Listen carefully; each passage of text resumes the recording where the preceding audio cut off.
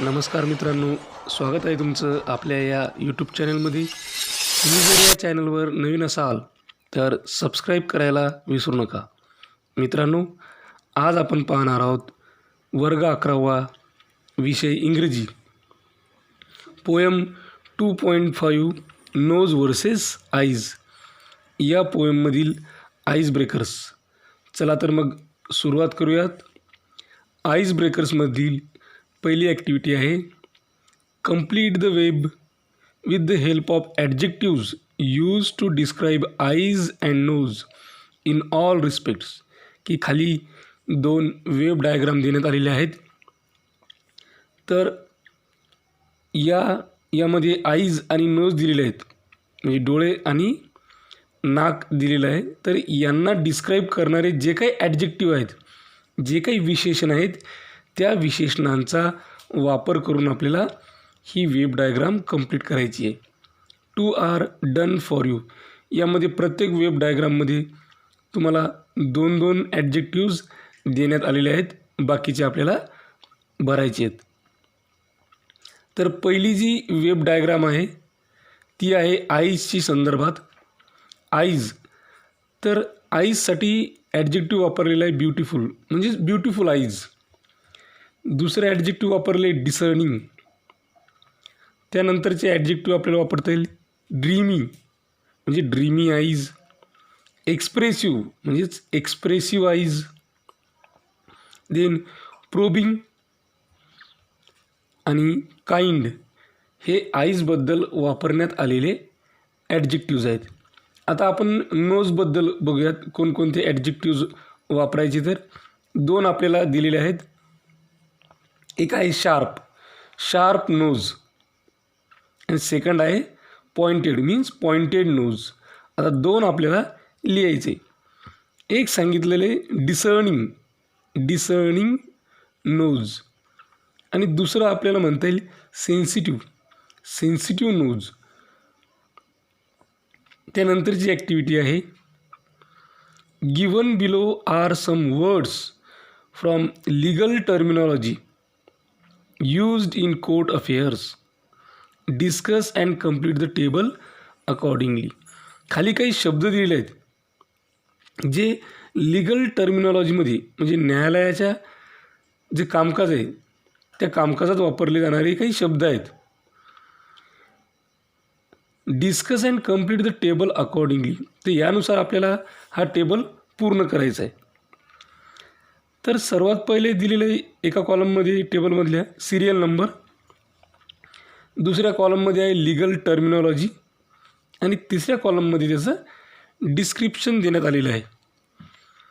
तर एक आपल्याला करून दिलेलं आहे.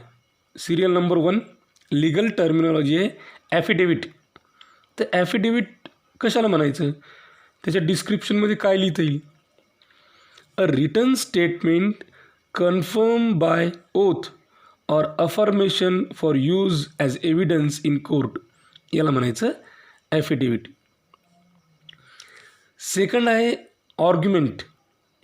कशाला म्हणायचं ऑर्ग्युमेंट, तर an argument is a statement or set of statements used in order to convince people that your opinion about something is correct. Third आहे कंसेंट, आणि त्याचं description to give permission, approval or assent in opinion to agree. Fourth word आहे counsel. So what is counsel? Counsel actually is countable noun. Someone's counsel is the lawyer who gives them advice on a legal case and speaks on their behalf in court. Uncountable noun म्हणून सुद्धा वापरलं जातं. Counsel is advice. हेच counsel आपल्याला transitive verb म्हणून सुद्धा वापरता येते. If you counsel someone to take a course of action, or if you counsel a course of action, you advise that course of action. Fifth word is there judgment. So what is judgment? A judgment is a decision made by judge or by a court of law. That is called judgment. Sixth word or legal terminology आहे trial. A trial is a formal meeting in a law court at which a judge and jury listen to evidence and decide whether a person is guilty of a crime. Seventh word, verdict. In a court of law, the verdict is the decision that is given by jury or judge at the end of a trial. Eighth word आहे contempt of court, ज्याला आपण न्यायालयाचा अवमान म्हणतो. is the criminal offense of disobeying an instruction from a judge or a court of law. Ninth word आहे notice. A notice is one of a number of letters which an organization sends to people to give them information or ask them to do something. 10th आणि last word आहे याच्यामध्ये stay order. Stay order कशाला म्हणायचं आहे? Is formally called injunction.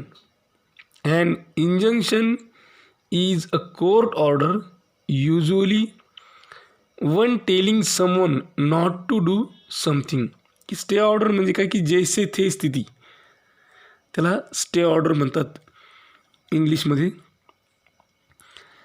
यानंतरची activity आहे name the 5 sensory organs. की आपल्याला 5 sensory ऑर्गन्सबद्दल लिहायचे, त्यांचं नाव सांगायचे. And provide phrases, idioms, proverbs related to them. आणि त्यांच्याशी संबंधित असलेल्या फ्रेजेस असतील, इडियम्स असतील किंवा प्रोवर्ब्स असतील ते या ठिकाणी लिहायचे. एक आपल्याला करून दिलेलं आहे. तर बघा 5 जे सेन्सरी ऑर्गन्स आहेत ते कोणकोणते आहेत आपले?